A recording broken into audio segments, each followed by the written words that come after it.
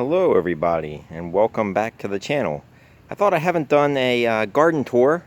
The last one there was no greens up yet in the garden, so I thought I'd go through and give an update on how the garden is going and a couple of projects that I've had around, as well as some new plantings that I have done.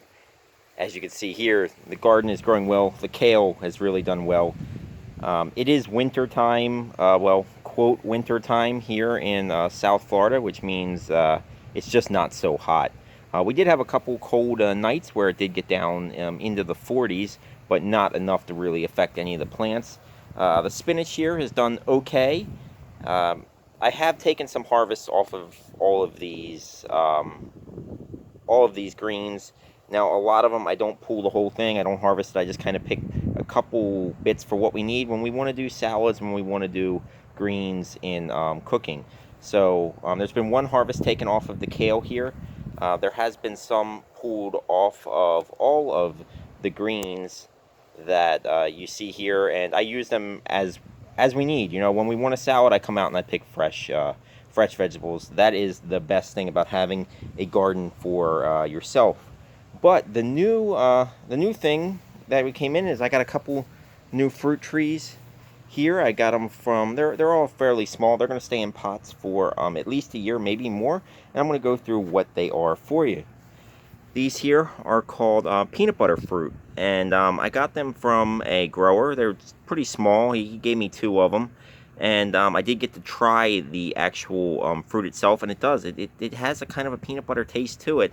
It's a little bit bigger than I'd say about a cherry, and really neat, really cool, tropical. But it is, you know, tropical, subtropical. All these can grow if you're careful. You just got to protect them from any sort of frost if you're going to have it. So those there, and then this one here that we have with the steak in it, just because it was blowing around a little bit, is a strawberry fruit. The fruit there tastes kind of like cotton candy. It has a really neat smell to it, and that will grow fairly quickly. The grower that I picked this one up from said that he would expect that this tree would be able to be out of the pot by the fall and be fine to be planted in the soil itself.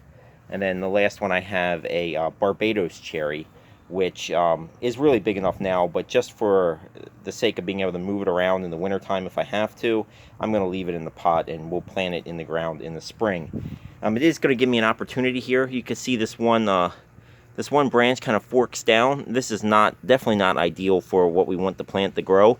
So I may try a technique of propagation where you're going to actually cut back this stem that you see here and give it an air gap, and then put some stuff on it that will allow the roots to grow from that. It's a technique that I have never done before, but I do want to try. So this is a perfect opportunity to do so with a limb that's not going to be used, and maybe I can get a second plant off of this. But this one will go into the ground in the spring. I do have a good place for that. It will grow, I think I'm going to let it grow more as a bush than try and keep it trimmed necessarily as a tree. But we'll see how it goes. I kind of like to let them do what they want to do as they grow. I'm not a big fan of really trying to shape them in anything. I just want them to grow as well as possible. And the last, I think you kind of could probably hear the wind's a bit windy, so you may not be able to totally tell.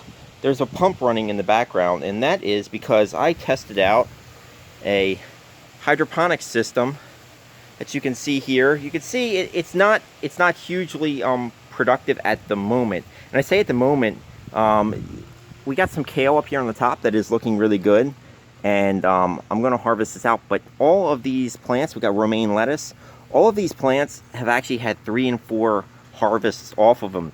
This was set up the same about a couple weeks after what you saw in the raised bed, and they have produced so much better. That is one of the benefits of the hydroponic system.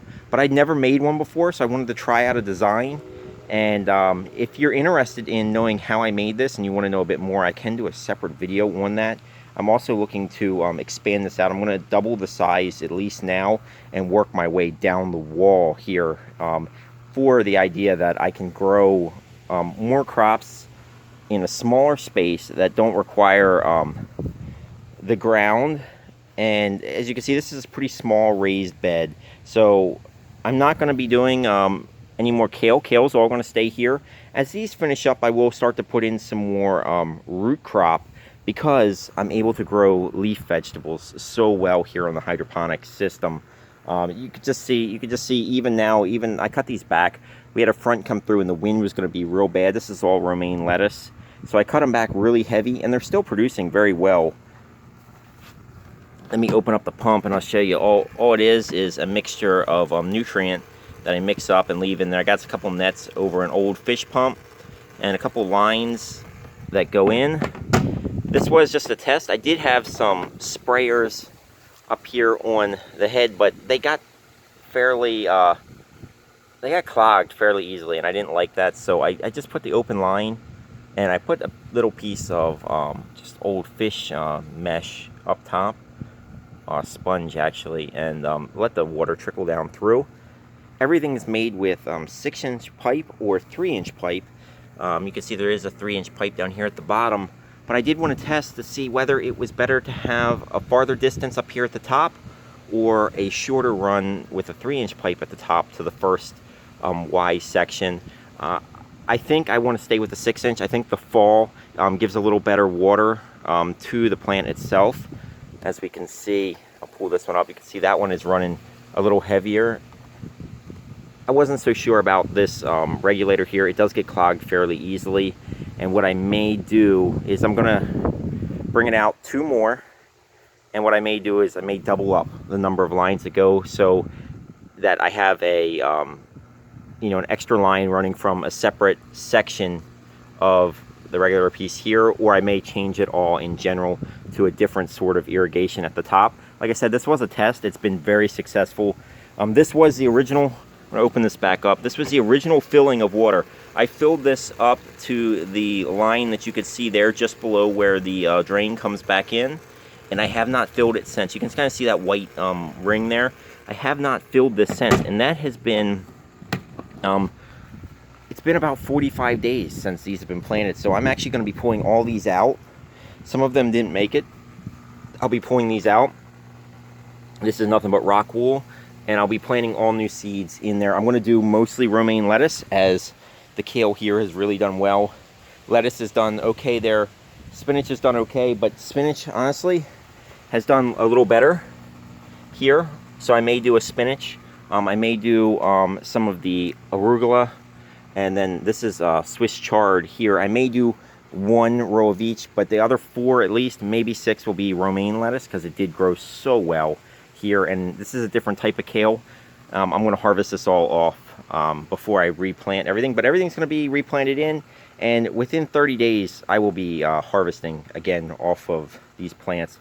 It's about half the time. This took twice as long to get to the same amount, and I still haven't harvested as much out of this as I did directly from the hydroponic system. The pipes are all glued. Like I said, I tried to keep it as simple as possible, even cuts for everything. The bottom is not glued. That can be taken apart, because I did know that if it worked well, I wanted to expand down. My hope is to get 8 of these and do the entire length of the wall.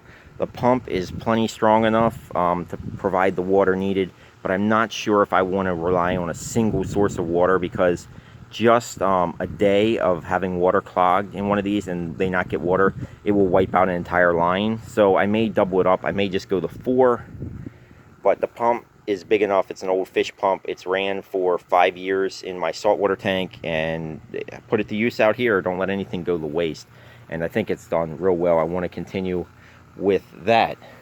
Just a couple other things. We'll walk out here to my lime tree, and as I say limes, they kind of look like lemons on here because the limes are getting a little old. The ones that I haven't used have, they're starting to turn yellow and they just break right off. Just throw them back underneath. This will all get trimmed up.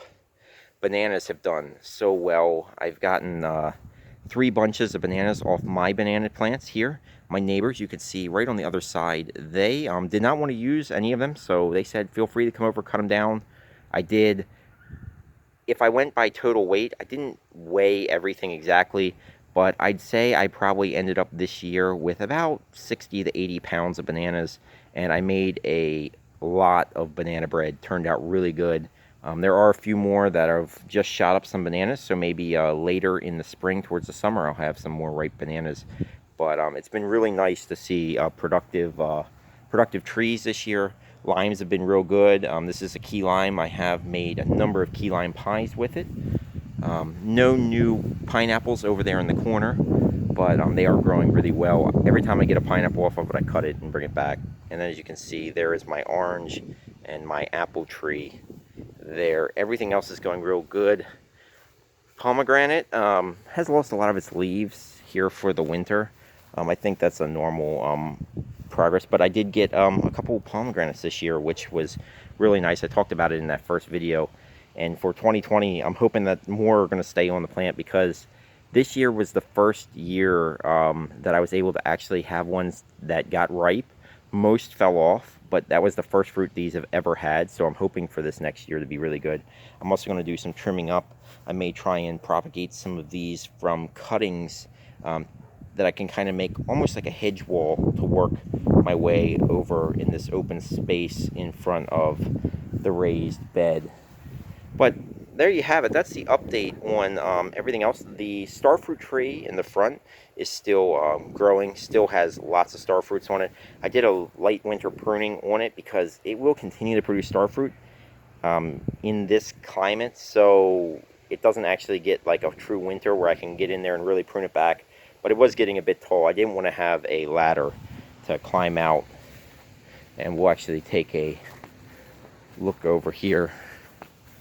Walk right out. I'll open the gate up and we can see just what it looks like here.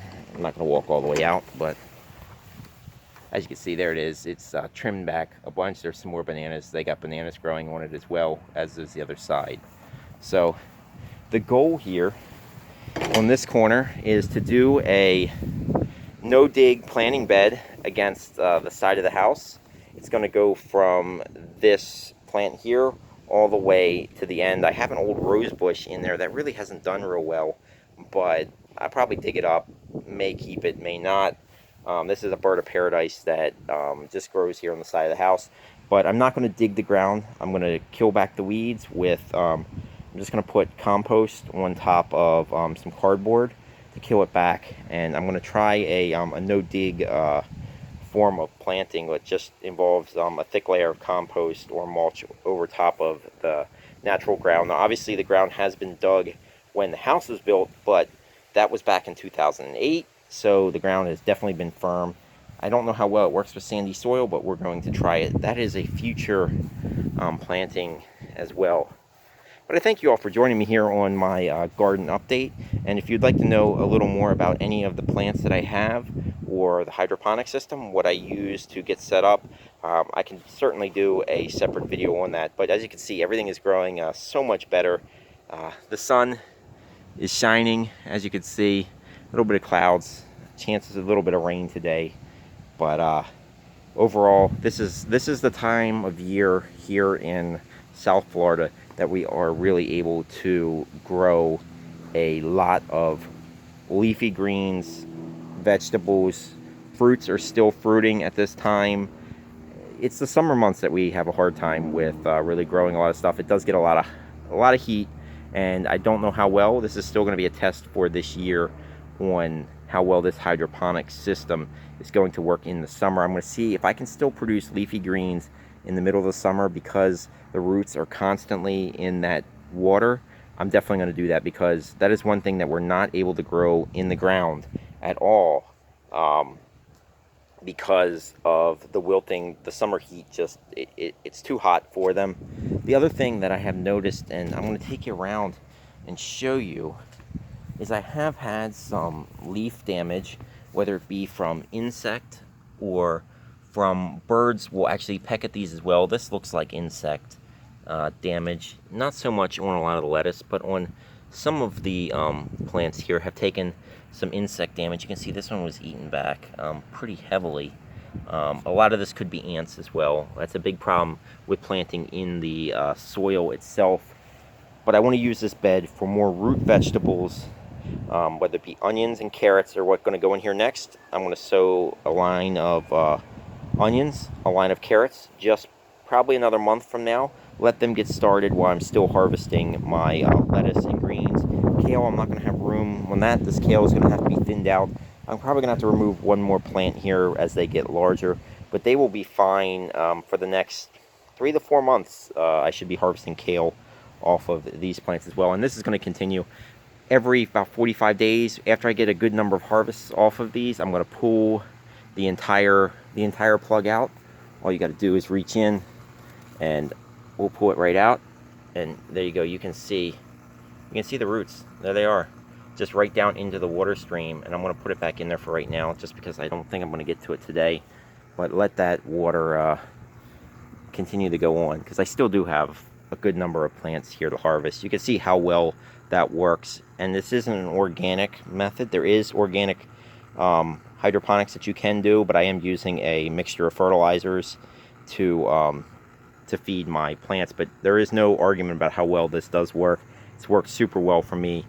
You know, obviously I wish I could have shown this, would have shot this video about a week ago before I really cut back and harvest these plants really heavily.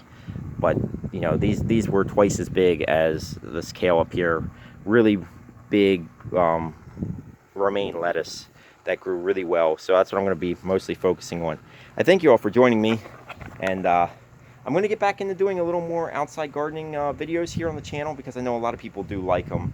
I am still going to be doing phone farming. I'm going to go over everything that I'm using currently. I know a lot of the apps have changed this year, so that will be something new coming up. As well as once I start to get a lot of these plants in the ground, the trees, I'm going to be doing that as well. So let me know in the comment sections what you think. I thank you all for joining me. If you want to see more about this, let me know. I can go break it down on what I used, how I set it up. Put it in the comment section. I thank you all, and as always, have a wonderful day.